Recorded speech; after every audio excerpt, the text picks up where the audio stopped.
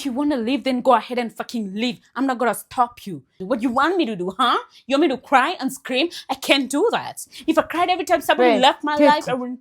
Nini baya? Hakuna mam, nilikuwa tu na rehearse hapa. Una rehearse nini hiyo? Okay mam, nilikuwa na rehearse kaskit. Unajua nataka kukuwa content creator uko social media, Instagram, TikTok, Facebook. Shut up! Hata huna haya. Ukiniambia wewe sijui utakuwa sijui creator. Kai mam, lakini si ni ukweli. Ewe, usinijaribu imani Keti. Tukulipia school fees miaka 4 mpaka tukauza mang'ombe sote. Alafu sasa hii ukuje kuniambia unataka kuingia social media. Uko na akili msuri wewe? Kwani kukuwa content creator ni mbaya? Si ni kazi tu kama ile ingine na iko na pesa. Unadhani sijui ni video gani mnaekaga huko hizo zenye mko ushi? Unadhani mimi ni mjiga? Washa nikwambie, sitaki kusikia mambo ya hiyo creator kwa hii nyumba yangu. Unanielewa? Hapana mam, si videos kama hizo, ni zile tu za kuact.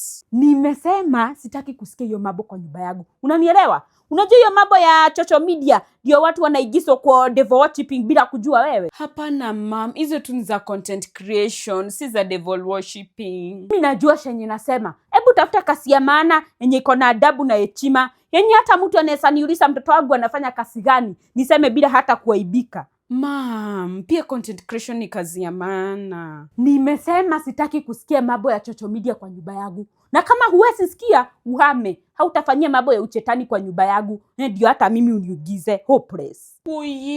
Please mam.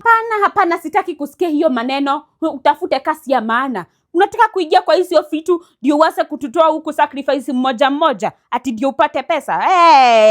No. Hapana mama, kuna hadi kitu kama hiyo. Na Keti, tusisubuane. Kama huwezi fuata rules zangu, uhame. Wewe ndio mlahisi. Okay mom. Ndivyo nimesema. Na nisikuone ukifanya hizo mambo za uchetani kwa nyumba yangu. Hopeless. Mamu.